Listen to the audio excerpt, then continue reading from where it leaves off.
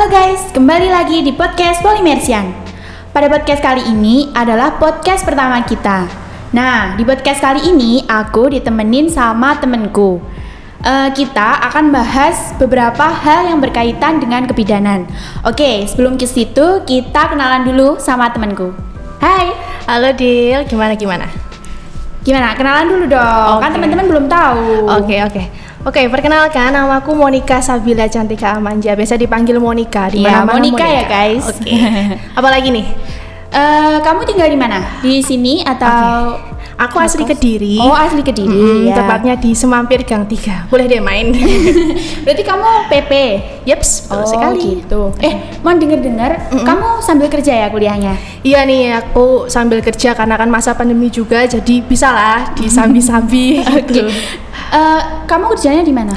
Aku kerja di spesialis ortodonsi atau behel gigi, dekat rumah juga. Oh, di situ. Ya. Berarti kamu kalau pagi kuliah terus sorenya langsung kerja gitu atau gimana sih kamu ngatur waktumu gimana?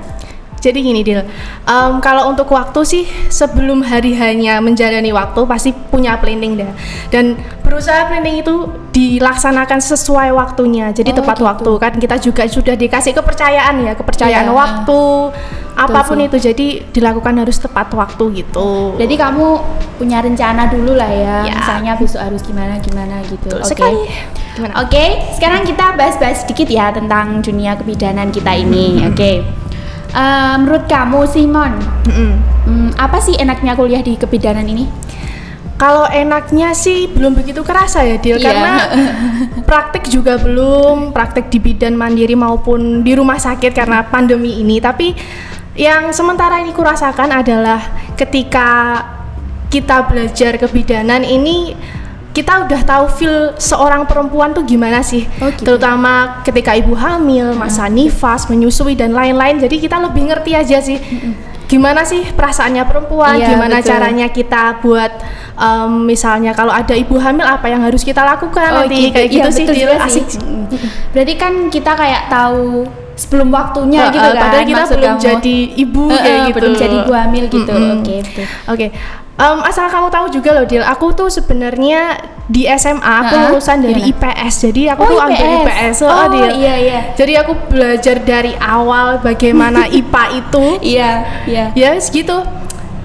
Susah sih, tapi enak aja sih kita mau belajar dan apa ya? Jadi tantangan gitu loh Dil. Betul. Jadi buat kalian di luar sana yang mungkin insecure, aduh aku kok IPS nih, aduh aku kok misalkan SMK nih, itu nggak perlu insecure. Jadi kita di sini belajar lagi dari nol. Jadi kalau kalian ingin masuk kebidanan dan jurusan kalian IPS atau bahasa mungkin nggak apa-apa. Oke. Aku dengar juga kamu itu IPA ya, asli IPA ya. Terus masuk ke kebidanan gimana Dil? Apa sih yang menurutmu menjadi keseruan atau susahnya kebidanan kalau dari versi anak SMA yang IPA? Kalau susahnya sih sama aja ya. Mungkin gini, lebih mudah malahan. Karena di SMA itu kan kita ada pelajaran biologi ya kan.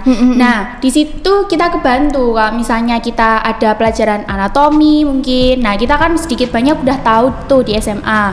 Terus lagi misalkan kita bahas sistem pencernaan atau mungkin sistem pernafasan. Nah, itu kita lebih kebantu. Mungkin perlu baca-baca lagi aja sih gitu. Oh gitu. Jadi nggak ada yang susah ya Dil sebenarnya. Nggak ada. Kalau kita mau berusaha belajar gitu ya. Iya. Oke, keren sih. Terus gini, selama kamu belajar di sini, menurut kamu apa sih matkul tersulit buat kamu? Kamu kan anak IPS. Nah, mungkin kamu merasakan nggak ada matkul tersulit buat kamu gitu? Sama kayak kamu sih, pendapat kamu sih, nggak ada sih yang sulit ya. Selama kita mau berusaha, terus juga kita juga dapet teman-teman yang enak buat ini aku nggak paham nih, ini apa ya gimana, saling bantu gitu kan. Jadi bisa lah, pasti bisa kok. Jadi nggak ada yang sih bantuin, termasuk aku kan. Oh iya dong pasti. Iya. Terus ngomong-ngomong nih, kalau menurut kamu ada nggak hal-hal yang seru gitu kan? Tadi kita udah bicara yang tersulit. Ada nggak hal-hal yang seru buat kamu tuh gimana? Ada nggak matkul yang paling seru? Semua matkul seru sih, tapi yang paling buat terkesan, buat bener-bener paham itu ketika praktek lab. Karena ketika praktek lab kita tahu bener gitu loh. Gimana caranya memandikan yang bener. Iya. Bukan hanya pegang alat gitu kan. pegang alat, tahu alat-alatnya kan. Kalau megang sendiri kan udah tahu nih caranya, tekniknya gimana. Kayak gitu sih seru. Berarti kesimpulannya semua tuh seru kalau misalkan offline ya kan? Iya, bener. Oke, ngomong soal lab nih. Kira-kira buat kamu apa sih persiapan kalau misalkan kamu tahu, oh besok aku nge-lab nih. Itu gimana persiapan kamu? Untuk persiapan sih yang pasti yang pertama tuh checklist deal. Oh gitu. Iya kan? Iya. Sebelum dosen mengajarkan di lab kan kita mesti dikasih checklist dan isi-isinya kan alat-alat, bagaimana tindakan kita. Jadi di rumah tuh dibaca dulu checklistnya. Terus ketika ada yang nggak tahu alatnya ataupun nggak tahu tindakan ini gimana sih, pasti aku larinya ke YouTube. Oh gitu, berarti kamu nonton YouTube? Ya. Oh gitu. Terus ya sama sih. Ketika kita masuk lab jadi udah tahu dan dosennya nerangin gini tuh langsung ting paham gitu. Udah punya bayangan gitu kan? Iya, betul. Terus ngomong-ngomong soal dosen nih, menurutmu gimana Del? Dosen-dosen di sini tuh gimana? Asik-asik gak sih? Dosen di sini asik banget sih, karena gini, dosen di sini tuh nggak selalu ngomongin yang persis persis di checklist misalkan, tapi beliau tuh juga menambahkan apa-apa yang belum ada di buku. Contohnya gini ya. Gimana?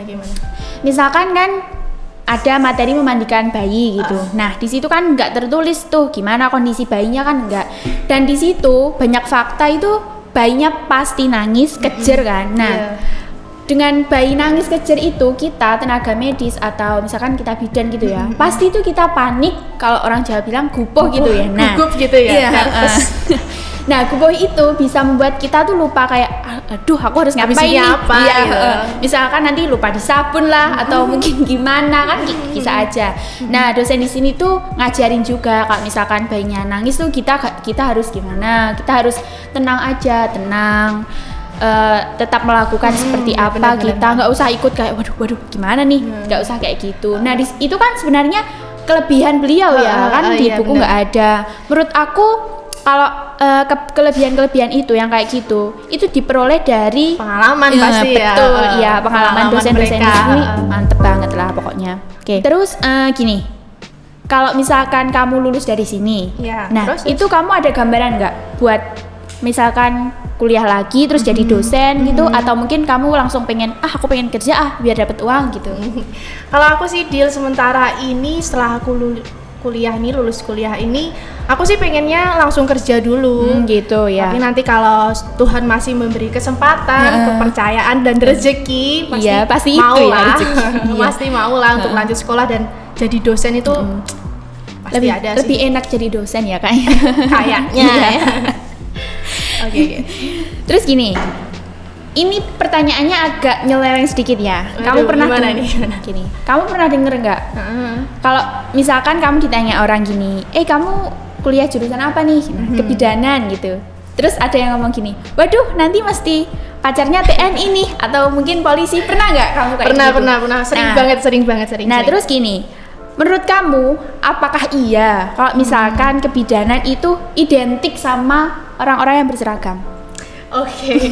Banyak banget sih ya, banyak banget asumsi masyarakat yang seperti itu ya. Betul. Tapi menurut aku juga nggak tahu sih, kamu juga pasti nggak tahu kenapa seperti itu. Tapi dalam prakteknya emang banyak teman-teman kita banyak teman-teman kita yang pendampingnya seperti itu, berseragam tentu polisi, TNI. Tapi menurut aku menentukan pasangan tuh nggak selalu harus seperti itu ya. Betul. Pasti kita lihat kita cocok enggaknya, bagaimana dengan beriman atau seimannya, pasti seperti itu. Jadi nggak terpaut oleh itu aja sih, itu hanya asumsi masyarakat yang seperti itu. Jadi menurut kamu kita kebidanan nggak harus kan? Iya betul. Terus lagi nih ngomong-ngomong soal pasangan ya atau pendamping. Menurut kamu gimana cara ngedapetin hati anak kebidanan? Gimana ya? Apa ya?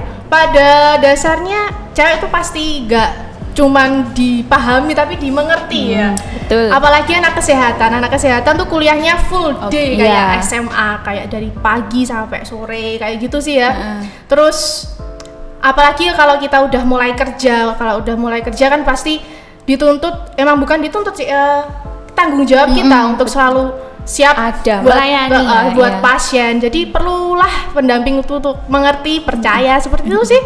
Dan menurutku juga kalau usia-usia kayak kita ya 19 20 tuh kayak udah nggak ada main-main lah. Kayak Apalagi, misalkan posesif lah atau mungkin atau apa kan udah kayak nggak penting gitu kan. Ya, Apalagi betul. kita juga belajarnya kebidanan ya pasti tahu naluri ibu kayak gitu ya. betul Jadi banget mending sih. pacaran untuk menikah ya Mas ya. Bukan untuk main-main lagi. Berarti kalau gitu kamu udah punya pasangan? Oh, belum.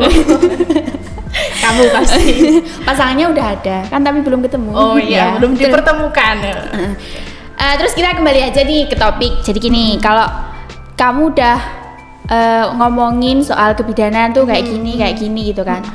Kamu ada nggak tips atau mungkin saran nih buat adik-adik di luar sana yang mungkin masih berjuang atau kepingin kuliah kebidanan?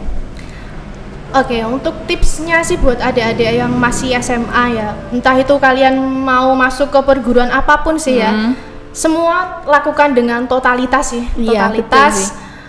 Lakukan seperti untuk Tuhan, jadi tulus apapun itu entah hasilnya, itu kalau kamu kerjakan dengan totalitas pasti akan membuahkan hasil yang baik juga. Betul. Kalau untuk adik-adik yang mau masuk ke kebidanan, siapkan pasti mental, karena kamu bakal ketemu banyak orang, menangani banyak orang pasien lah pastinya. Siapkan mental, bener-bener kemauan untuk jadi bidan, bukan Niat untuk sih, dipaksa. ya. Betul, Niat. niatnya sih. Oke, itu tadi. Thanks ya Mon untuk hari Oke, ini. sama-sama juga, Dil. Kayaknya pembicaraan kita udah ngawur ya, ngalor ngidul.